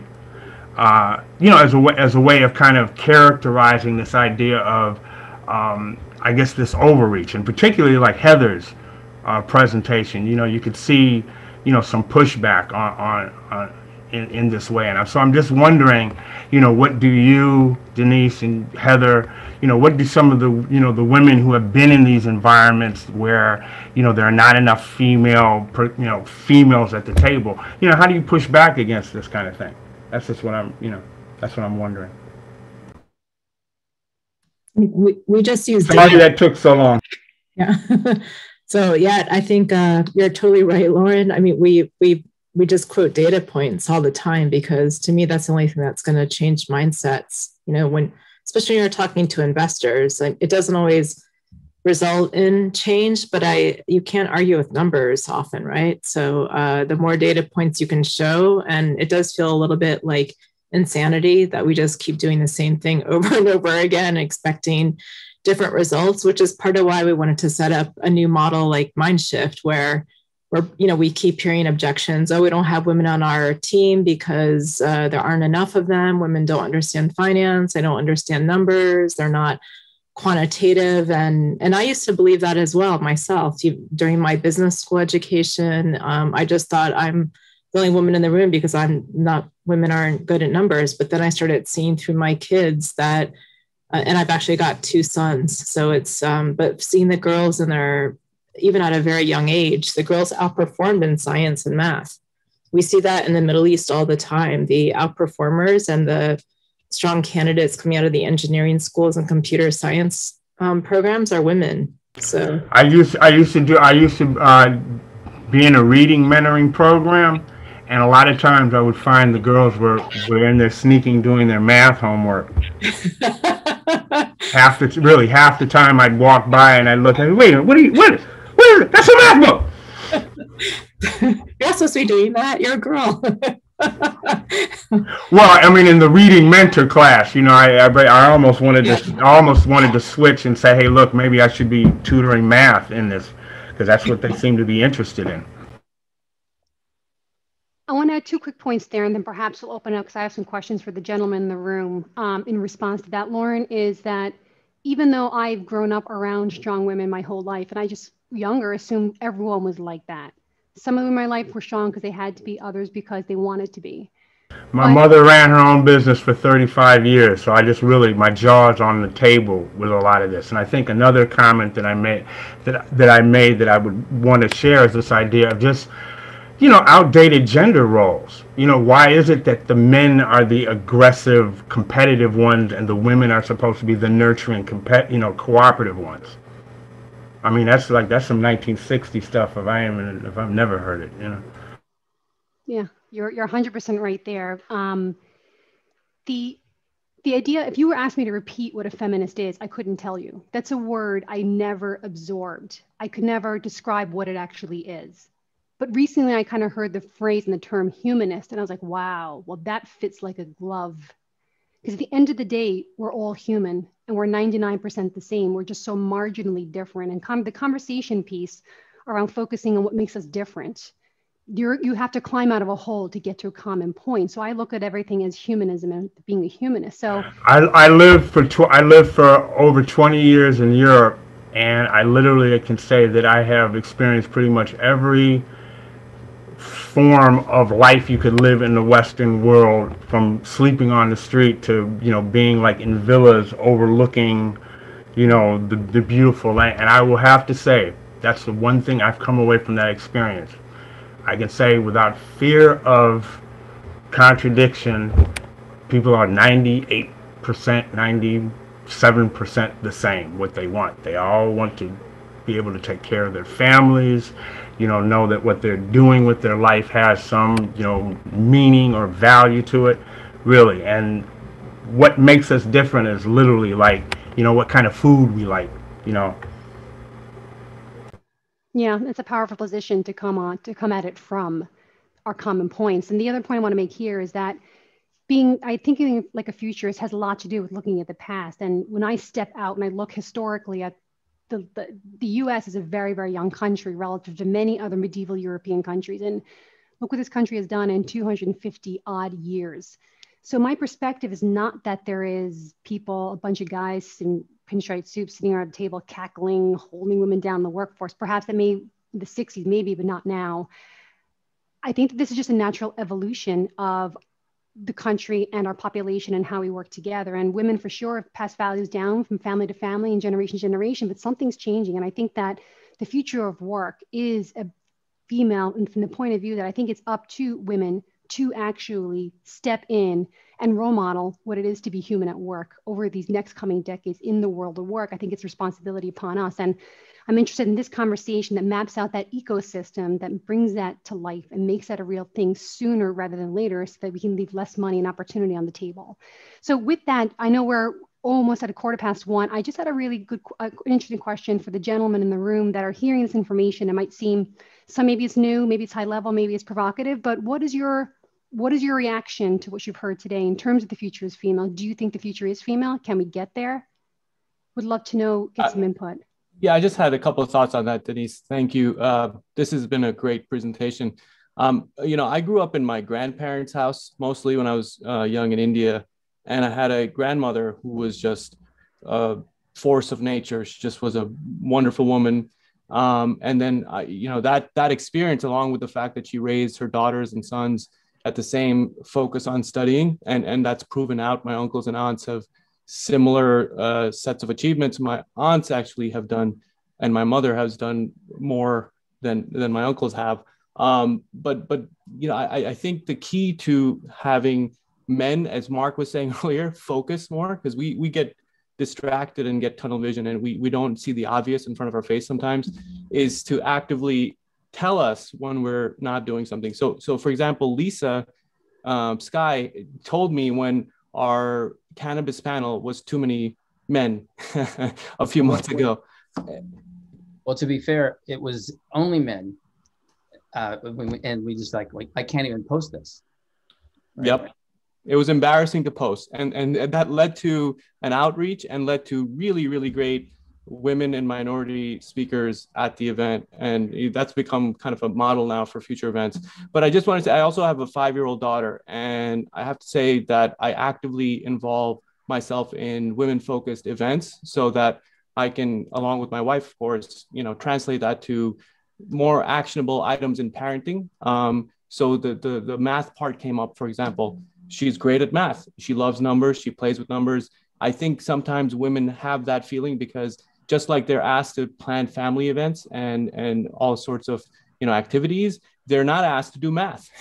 And so women not being good at math, part of math is repetition, is an old attitude that existed, I think, partly because men were asked to do the math and the taxes and the financial budgeting and everything, and women were not. I think those things have changed drastically from the prior generation. So I'm just really grateful to see this group and the speakers that were involved, and it was very, very educational. So thank you. I think maybe a little differently. I think this is a great topic, but I think it's catching up because I think it's already a fait accompli. Columbia University's School of Engineering class is over 50% women. And I know people such as myself and such as Anad who just spoke, we are very much encouraging our daughters to track along a path. And, to brag for half a second, my daughter's finishing her junior year in high school and has completed the most complex math that she can take in high school and is taking a class this summer at Harvard in multivariable calculus, which friends of mine who tutor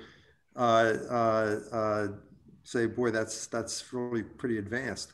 And I think that women today really have as role models an awful lot of awareness of what their opportunities are. There are plenty of strong women professionally that they see that act as role models, at least in my situation. I think the challenge perhaps, and we've talked about this a lot, being able to spread across socioeconomic classes. And so my daughter is very well, I think, positioned by having people like me, or Anad, your daughter, by having a person like you encourage her. And it's the women that don't have the advantages of a person like me or a person like Anad to encourage them. That's the real challenge. I think that's the real effort. And I think that's the maybe an underserved focus of how to create opportunities, awareness, platforms to give rise to that entire opportunity. I think the women on this program, very accomplished. Abby Johnson was in my section of business school, right? Very accomplished. Jim, just because I've known you personally, you have more degrees than I'll ever, anybody on here. I mean, you're very educated. Our children are lucky. Let me raise it from parenting to back to what 361 can do, because we want to, I know that you're looking for good returns. It's the same time. And if Heather can give it to you, you should take a look at her. And I think that's what I'd like to know. What Denise, I know where I'm single focused. I'm going to find more female-led funds and deals that I'm going to ask the community to bring us. But how do we use this forum? I know how the future of work is going to have the gig economy, which I believe plays to the skill sets you're talking about for women. But how do we want to take this? When I ever said, let's have a women finance group, and there was like half the women say yes, half the women say I don't want anything like that. Just like you shunned feminism. But what should our forum be to keep this going, other than expanding the community, expanding the deal flow with that filter? The reason I was excited to have this panel, and I think we wrote it one of the original descriptions, is that it's a fresh look at the potential for the future to be female and women at work. And I think that, in our prep calls, Susan had mentioned that there are a lot of efforts happening in pockets that are not connected and are somewhat directionless. And more than anything, an example like an Elevate, Susan, which I know that you have a linkage to, when I see a situation like a networking group around women, which is a go-to model for how do we solve for this, that tends to be women talking to women in a closed circle who, it's positive because you illuminate the problems and you realize you're not the only one, and there's validity to that. But that tends to put us back into a system that is broken to begin with. So what I'm proposing is that when I say the future is female, that's what me and my team are working on, is creating an operational framework for what that means. So how can the ecosystem and the players and the stakeholders in the ecosystem, almost like a credential, not a credential, but almost like a 10-point framework on the things that you need to think about when investing, when dealing. What are those standards that we hold each other to? And almost like a guidebook or a playbook for the future is female, in a fresh perspective, what that means in connecting women to opportunities. In my mind, that's what we're working at. We're more than happy to share that and get collaboration here.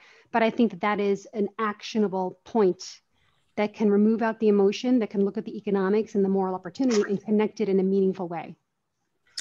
Denise, I completely agree with you. My sense is that, of course, there is a group of people, women or men or minorities, who need hand-holding and need to be welcomed to the world, and they need support that, not everybody is bad, and don't be afraid. Let us teach you how to deal with our kind and make you feel comfortable. That's what I think James was talking about. And this mentorship is, of course, needed. But there are many groups around who are providing this mentorship. My sense is that our modus operandi is different. We can actually do something on our own without asking for big groups, for education, re-education. We're in a very unique position on this platform, especially because there are so many people who really want to make a change. And let's make it, because we can invest, we can talk to people, to our friends, and make them aware of the issue. And again, the major premise here today, which sounded so loud and so clear, and thank you all the speakers, that it is a business case. Let's not, my suggestion is not to go into the areas which are already occupied, to be compassionate mentors. Let's come up with money and let's invest. That's my mindset right now. We just need to get the funnel going. Doesn't mean we'll take every one, but let's find the top tier of this that have this quality, and not just women. It's diversity. Mark, I think you should create a subcommittee for this topic and get interested parties to join and have a brainstorming session and see how we can connect and collaborate on how we put pieces together. But it has to be practical, it has to be operational, and it has to be systemic. All right, as long as you're the co-leader of that, then yes. I'm down. Alex, did you have one last comment there on something that was said? I did, yes. Thank you, Denise. I wanted to refer back to what James had said about his daughter being active in STEM and sciences and having the opportunities. I mentor a lot of young women and actually teenage women. My foundation, I set up my foundation in the name of my great grandma, who was amazing, kind of lived at the time of Marie Curie. And we ran a program with the Embassy of Israel and many other embassies where become an ambassador for a day. And we reached out to girls aged 13 to 17. Amazing girls, you know, socially oriented, most of them STEM focused and so on. And then another conversation, part of many events pre-COVID, were younger kind of 25, 26-year-old women, for example, from Google engineering departments would come up to me hearing this kind of a discussion, dialogue by kind of older people to them, said, we don't understand what you're actually talking about. We feel empowered. We feel ready for any challenge. We don't feel hampered in any way. What is this discussion about? And what these up and coming, you know, young women don't realize, that the moment they want to start a family, or the moment they enter into an environment where a few guys will make silly jokes, which will stick, which will get into their mindset, they will slowly start withdrawing.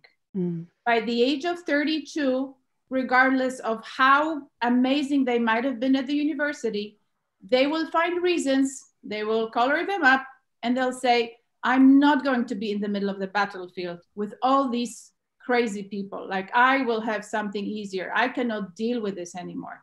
So the important thing is to create a system that will take these amazing minds through the cycle, through the life cycle, because they will hit obstacles that they might not even share with their fathers, with uncles, because it's, so I think that's why it's important to think of systemic solutions, just so we can scale up. Ready to go. Interesting. Yeah, I agree completely. James, my father was like you, and I thought the same as your daughter. And then I got into boards where I was the only woman and started to get stomach pains from being bullied on boards. And I really don't think you realize it until you have a family. And my husband actually was in my MBA class. So we're complete equals. Actually, I always made more money than he did. He went to MIT, you know, he's smart, everything. But I think it really doesn't hit you until you're more senior in your career. I 100% echo that. I want to thank everyone so much for their comments. I work with Denise, but I spent before finding her, I spent the first 17 years of my career working in traditional broadcast media and then moving over to the tech world working for Google. I thankfully had a father who allowed, and a mother who allowed me to believe that I could do anything. I played a Division I sport, graduated from Boston University, came right out of the gates running, and was on many panels, nominated to many honors. I burned out after having 3 kids because while I was taught that I could do it all, I didn't realize that I couldn't do it all at once. And so I did not set up the structure around me to facilitate that life. And I did not have that example shown to me either. So I think there are plenty of smart women out there. I am now a career coach as well. I work with many women who are extremely smart, who are very concerned about what's going to happen to them upon having families, whether they've chosen the right partner or not to support that lifestyle. So I just want to agree with the fact that this is systemic change. It's so important to be having these conversations and to be getting the investments in so that more smart, driven women who can really impact GDP in the bottom line stop opting out and dropping out, and that we help invest in creating those systems for them.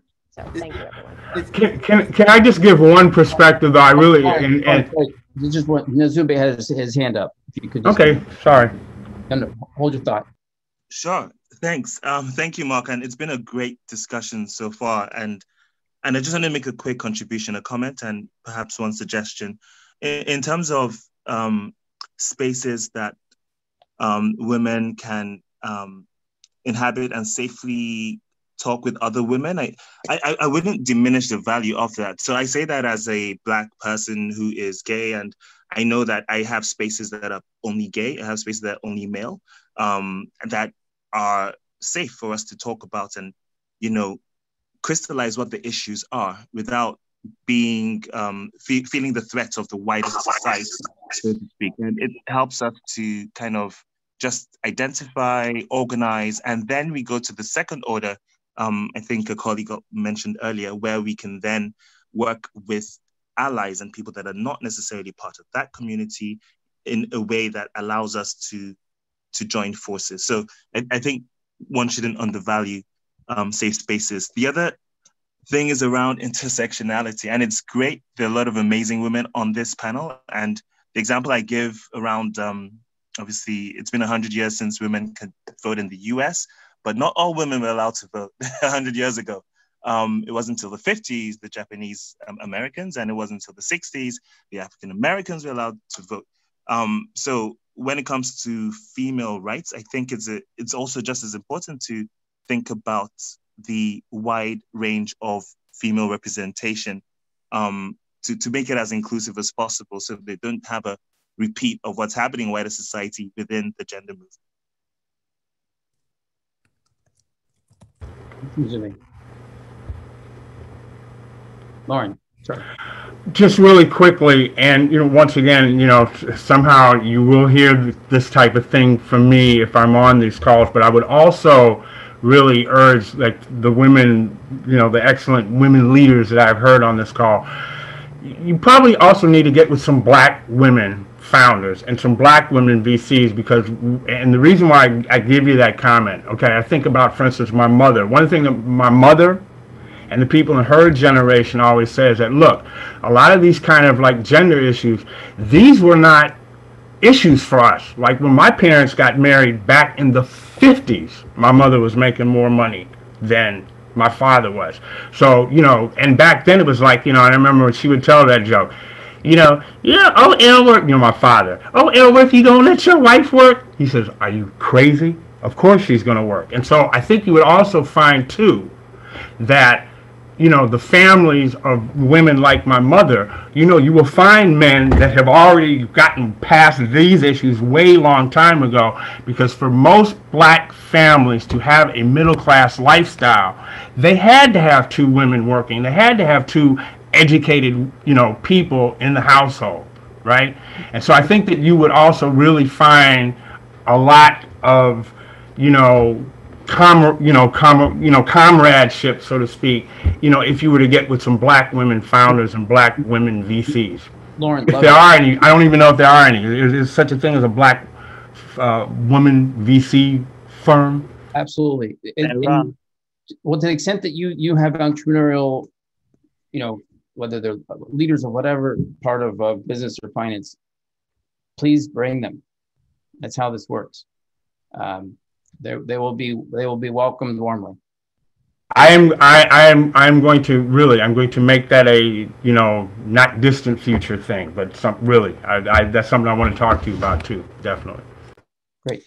So I thought the comments are just now were really interesting about whether it's the glass ceiling within organizations or the cultures, the embedded cultures within organizations that I quite candidly didn't appreciate. And I wonder how the conversation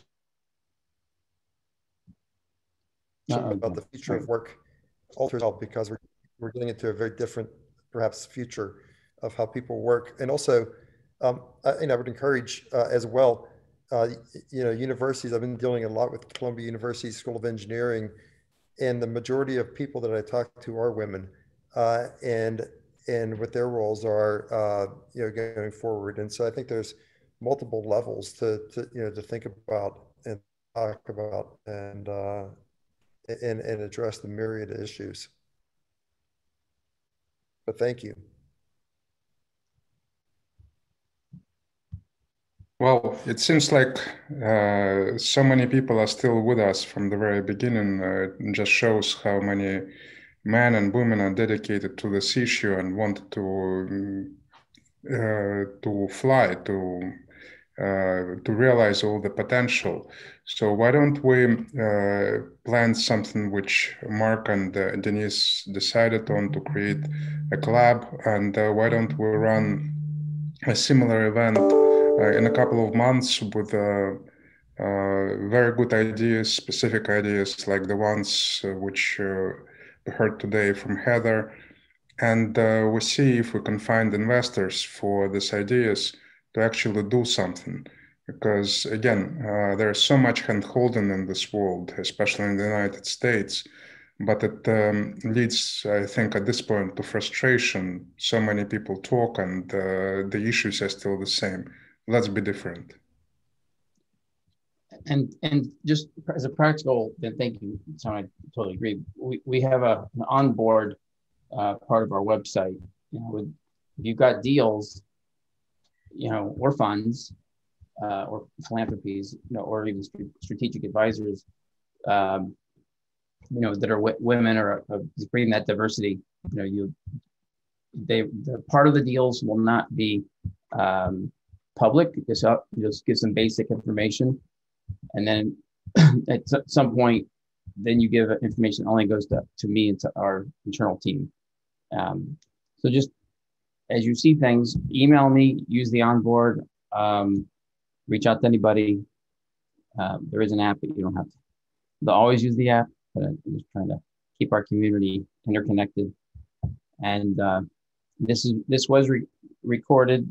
We will, you know, a lot of people couldn't make it, but hopefully it'll catalyze, like we said. And it takes a village, so help us.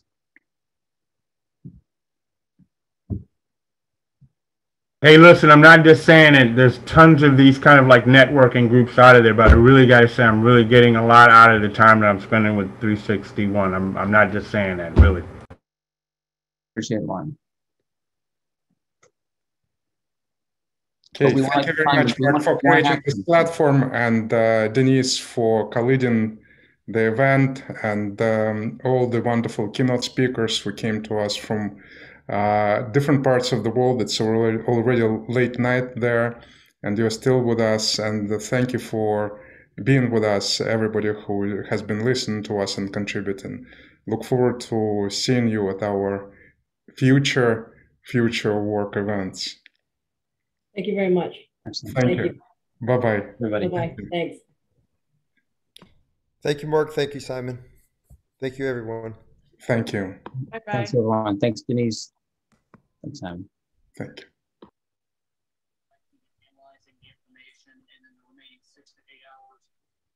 you.